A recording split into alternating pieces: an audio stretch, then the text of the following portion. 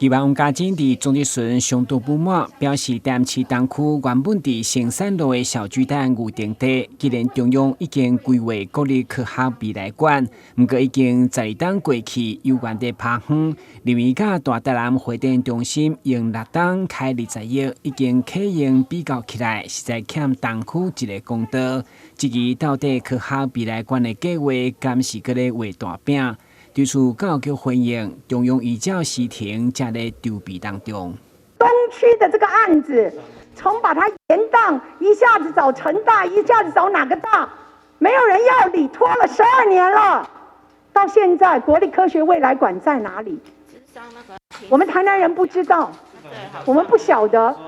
这个反应会加速，希望说加速，赶快规划，然后发包出去。加速，赶快规划，对不对？因为他应该快规划，他有来跟我们开过会了。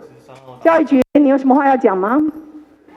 到最新的进度啦，大概在今年的3月呢，那个教育部已经把整个财务的那个计划，依照行政的指示啊，送财政部去做审核。这个国家未来科学馆也是这个大家关注的点，尤其它是原来在东区小巨蛋的基地上，那基本上是由台南市出土地，那中央匡列经费来盖，所以叫国立。因此呢，我们已经跟他开过至少2次会了。那最近一次会是今年3月，那确立了这个资金的金额，以及他要有除了行政院匡列之外，要把财务计划分年做出来。但是面对近几年来原物料高以及人工上涨很严重的情况下，我相信这40多亿可能要请行政院预做因应会比较好，免得到时候又流标，到时候又延宕了这个进度。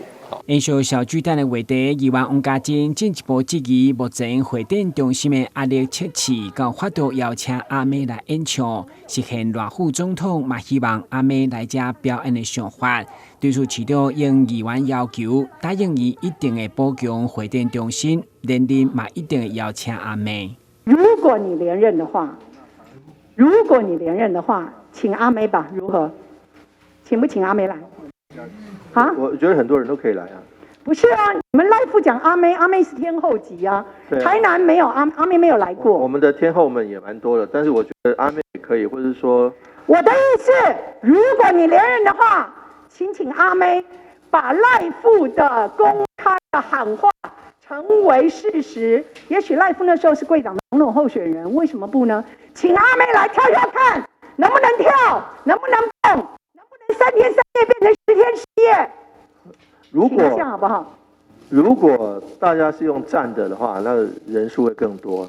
那坐的话大概小巨蛋没有座椅的设置吗？也有台北小巨蛋没有座椅的设置吗？全部是要罚站的吗？没有啦，因为演唱会的时候，人家喜欢摇滚，年轻人喜欢摇滚。所以你们的高官显贵老是在糊弄我们嘛？会展中心那个地方可以让阿妹这样的天后级，我可以承诺您，我也邀请阿妹来，好不好？是好，或者你们事后再做很多的设备配置的补强。